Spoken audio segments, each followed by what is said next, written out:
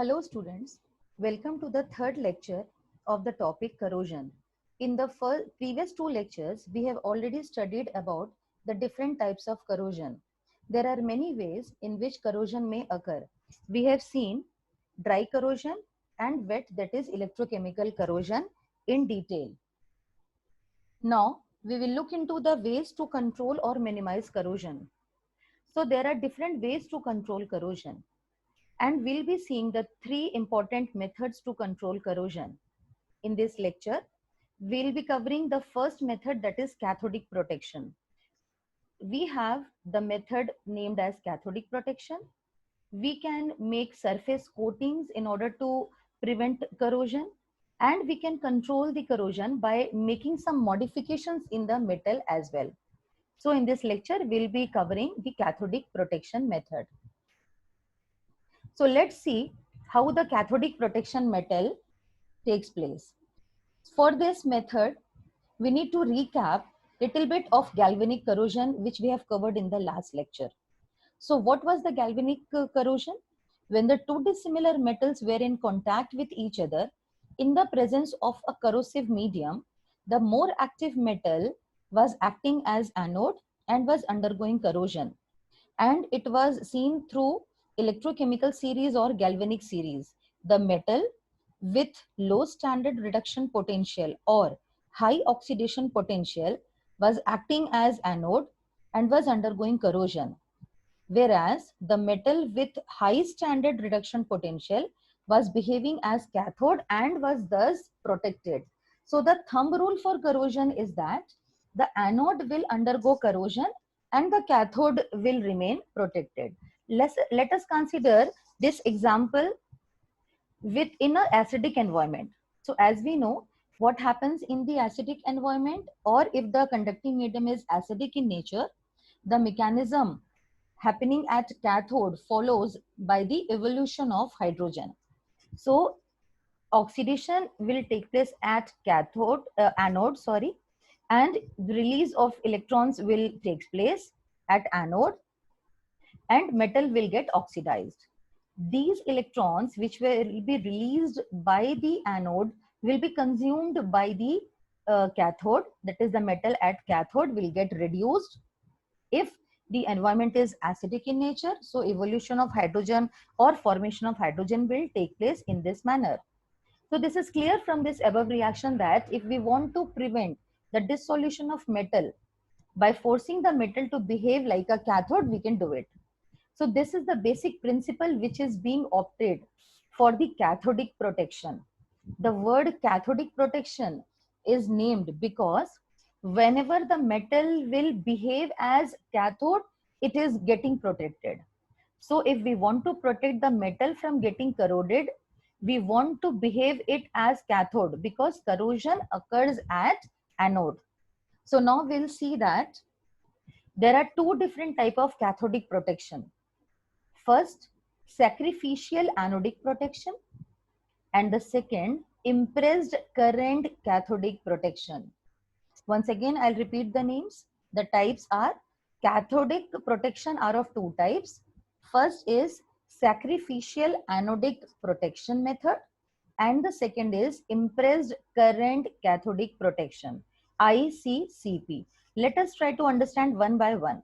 We'll start with sacrificial anodic protection. So sacrificial anodic protection, how it occurs? The metal to be protected is connected to a more anodic metal, that is, which whatever metal we want to protect, we will connect the metal with the more active metal according to the electrochemical series with the help of a wire, so that the active metal will act as sacrificial anode and it will undergo corrosion, thereby protecting the cathode. So it is sounding little bit complicated, but I know that as soon as we'll complete the topic, you will be able to understand it in a better way.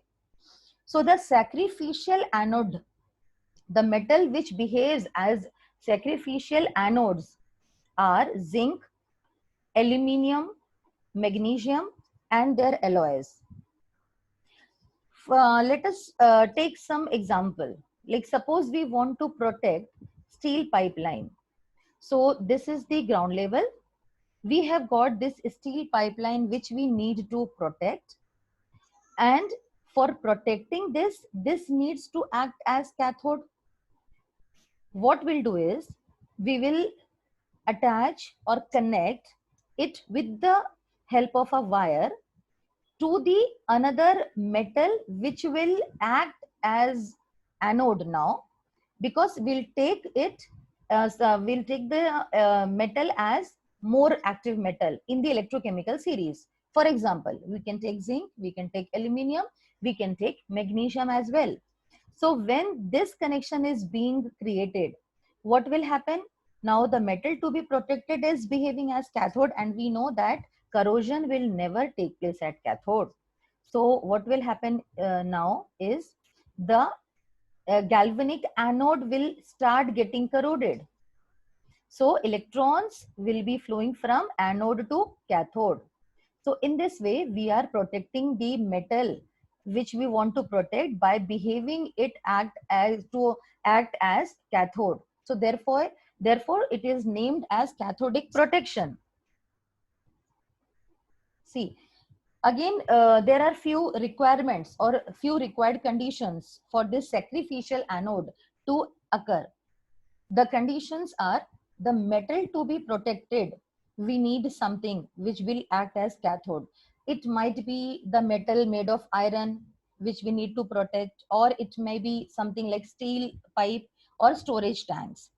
The second requirement is we need a sacrificial anode which will be made out of the metal, that is like magnesium, zinc, aluminum, as well as their respective alloys. We also require an electrolyte like water, humidity, something like that. We require a sacrificial anode and cathode to be in physical contact with each other with the help of the wire. And the electrons will move from anode to the cathode. So these are the four basic things which will be requiring for sacrificial anodic protection. Now let us understand the sacrificial anodic protection by taking one example. Suppose we want to protect this iron pipeline or this piece of iron which is buried under the ground.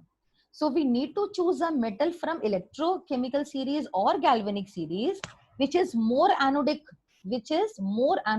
than this metal to be protected. Here in this case it is iron. So we can choose zinc, we can choose magnesium. So we'll take again zinc or magnesium block because we need to protect this iron from getting corroded. So we'll take the block of zinc or magnesium and we'll bury it in the pipeline under the ground, and we'll connect this zinc or magnesium block by the help of the wire to this iron block which we need to protect. Now what will happen is, because this is more active, zinc is more active as compared to iron, and we need to protect the iron. So now how the iron will be protected? Because zinc is more active, it will behave as anode and the oxidation reaction will take place. Zinc will get oxidized with the release of electrons, and these electrons will be captured by the cathode by the evolution of hydrogen mechanism, and thus this iron will be protected in the presence of the electrolyte. Here the electrolyte or the conducting medium is acidic. So this is how the sacrificial anodic protection can be performed. Remember, the mechanism will vary according to the electrolyte. Once again, I am repeating, if the electrolyte nature is acidic, then the mechanism will be followed by liberation of hydrogen. That is, hydrogen will be liberated at the cathode. If it is neutral, then absorption of oxygen will occur at the cathode. So this is clear that how sacrificial anodic protection is being conducted. So now let us see few applications of this sacrificial cathodic protection. Sacrificial anodic protection, sorry. So a real-time example of this protection method is the hull of a ship. This is the hull or the bottom. Simply, we can say the hull means it is the bottom of the ship, which the place which is mostly in contact with the seawater, and it is the portion is near to the manganese bronze propeller. So rust at the stern or the mild steel which is closer to the manganese bronze propeller, and seawater will act as an electrolyte here. So what we need to do is we need to protect the steel, that is out of which this entire ship is being made. The metal is mild steel which needs to be protected. For protecting this, we are using the method, and the method is sacrificial anodic protection method. So how to do it?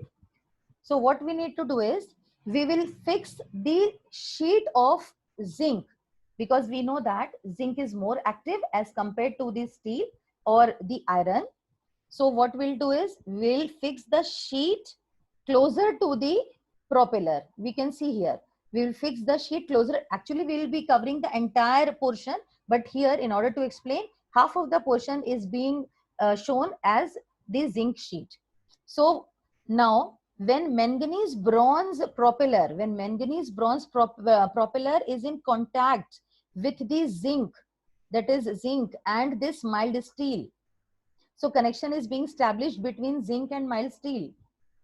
Zinc sheet being more anodic as compared to the mild steel will undergo corrosion and thus will protect the steel or the covering or the metal of the ship. So here the body of the ship is made out of steel, and we need to again avoid corrosion, or we need to reduce corrosion, because ship is always in contact with water. So all favorable conditions for corrosion will be established there. So by using sacrificial anodic protection method, in this manner, we can protect the steel that is of the ship by getting corroded. So ship hull is the real-time example how the sacrificial anodic protection helps in order to minimize the corrosion.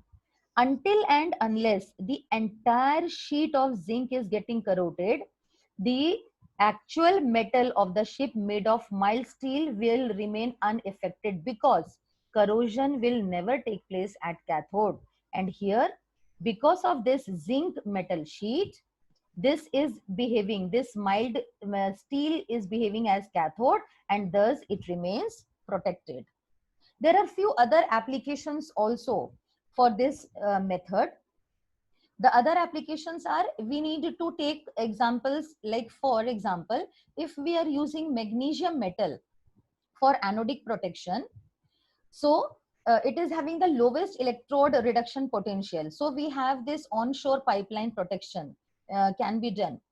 Zinc and aluminium can be used to have offshore applications like hull of ship and boat propellers, offshore pipelines, salt water cooled marine engines can be protected. Internal surface of storage tanks can be protected.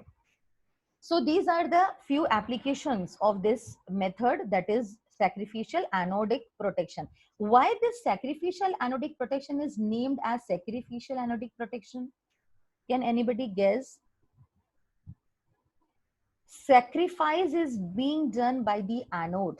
That is, for example, here in this case, we are having two different metals.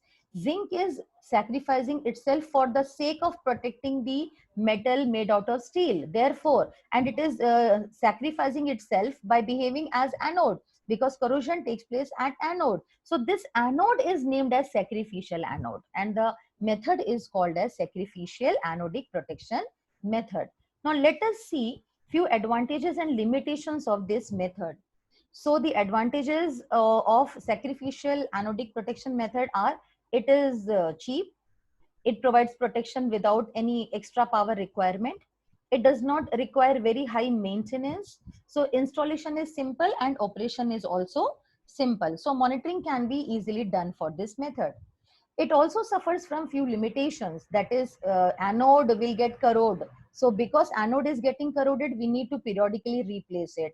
Sometimes it creates noise also. Extra weight is being put on the actual structure because you need to cover it by some extra other metal which is more active. So periodic replacement cost is one of the limitation.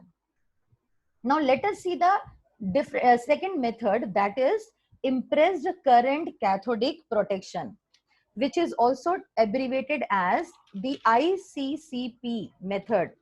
So ICCP system use an external source of electric power provided by the DC power supply. So in this method, the metal to be protected is forced to act as cathode so that the corrosion does not happen.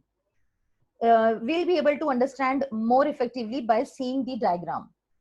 So here what we need to do is the metal which needs to be protected, that is the metal which is undergoing corrosion, will be connected to an insoluble anode, and the current is passed by using DC power source opposite to that of the corrosion current. Corrosion current means the current which flows from anode to cathode, which is a natural process. Whenever this will happen, the anode and cathode will be connected.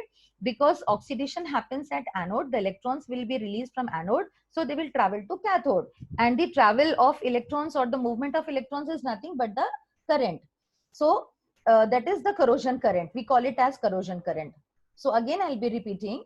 The metal to be protected is connected to an insoluble anode, and current is passed using DC power opposite to the corrosion current, so that the corroding metal gets converted from anode to cathode.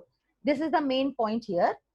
The corroding metal gets converted from anode to cathode and is thus protected from corrosion. How it takes place? Let us see here by taking this example. Suppose we need to protect this pipeline. We need to protect this pipeline, which is an underground pipeline, and with the help of this method, which is named as impressed current cathodic protection method. So what we need to do is, we need to have another metal that is impressed, which will behave as impressed current anode, and it should be insoluble anode like platinum, graphite, etc. So this will be connected through a battery, that is DC current, to this, the metal which needs to be protected. What will happen now? So we need to protect this pipeline. We are choosing another anode which is called as impressed current anode, because the external current is supplied. The current is supplied by using DC current. So now what is happening is, this current will travel from, because this is acting as anode, so this current will travel from anode to cathode. Now this has started behaving like cathode, and we were having a requirement to protect this underground pipeline. So this will behave as cathode, and thus this will be protected.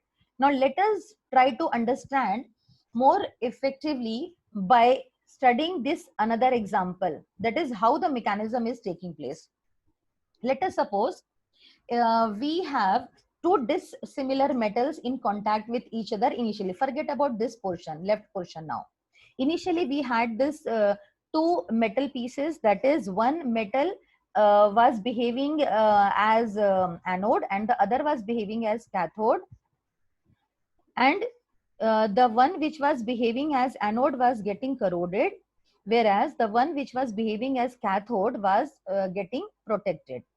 So initially this was the thing which was happening, this was the mechanism taking place. But our aim is to protect this metal also which was getting corroded initially. Because it was behaving as anode, it was getting corroded. But our aim is to protect this metal. How we can do is, we can do it by connecting it with another anode, which will be insoluble anode like platinum, graphite, etc., and providing the extra power source. Now this is more active, And when this current is passing through this impressed current anode and traveling to this pink color metal, which was previously behaving as anode and was getting corroded. But now, because this power, because now the power supply is taking place from where to where? From this impressed current anode to the metal to be protected, that is the initial anode, but now it will behave as cathode. And we know that the cathode is always remaining protected. In this manner, this initial metal was already getting protected. Our aim was to protect this metal. So how we have protected this metal? By applying impressed current anode, by using insoluble anode in the form of platinum or graphite, and by supplying extra power source. This is called as impressed current cathodic protection. So whenever we want to protect any metal which is undergoing corrosion, we can protect by making it to behave as cathode. So this is how the second method, impressed current cathodic protection, is being conducted. So let us see few applications. Again, we'll take the example of hull of the ship only. So hull of the ship is nothing but the base of the ship. So we need to protect this base of the ship by using the method that is impressed current cathodic protection. So rust at the stern or the steel of the ship is going to take place, which is closer to again manganese bronze propeller, and sea water is acting as an electrolyte here. So we need to make a system fully automated. We need to make the system fully automated. So we take the contact point. This is the contact point. This arrow is the contact point at the hull or the bottom of the ship. And we connect it with the help of the reference electrode. This is the reference electrode, the small round shape. So this is the reference electrode. This is something extra which we are taking here, the help of reference electrode. When these two are connected, we can measure the corrosion current. When we are connecting this active site to the reference electrode, we can measure the corrosion current which is passing, because what we need to do is, if we want to protect this hull, that is the metal of the ship, which is made out of something like steel. So we need to protect the steel by the by using the method as impressed current cathodic protection. So the method says that you need to have another anode which is impressed current anode, which should have more power supply as compared to the corrosion current. So we need to measure corrosion current first. So in order to measure the corrosion current, we are taking the example of this reference electrode. So what we'll do now, we need to supply the impressed current anode.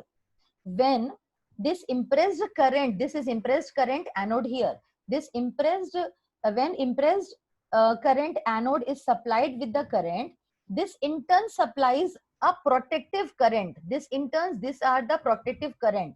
This in turn supply the protective current to the hull of the ship, and thus the hull of the ship will now act as cathode, and impressed current is acting as anode. So the corrosion will occur at anode, not at the cathode. And in this manner, the hull or the bottom of the ship, which is in contact with the sea water, will remain protected from getting corroded.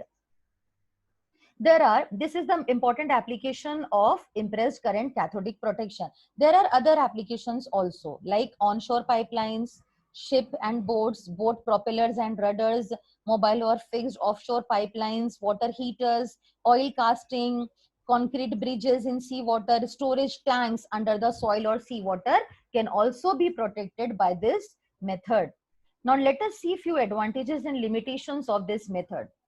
The advantages of this method are that it is having easy and single time installation. The anode lifetime is long, it need not to be replaced. It automatically controls the corrosion. It has long term corrosion control, about 20 years. So there are few limitations also. That is, it is expensive. This ICCP have greater maintenance cost, because if failure of switches, fuses will take place, they need to be monitored frequently. then it also requires a highly regulated control system.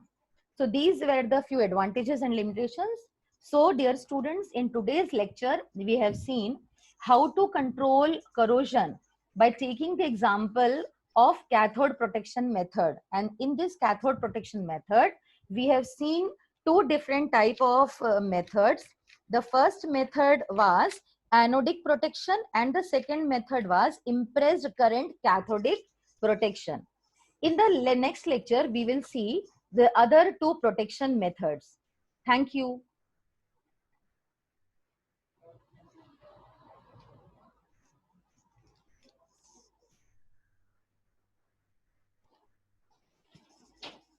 दो बजे तक का हमें देना था, अभी 3 बज चुका।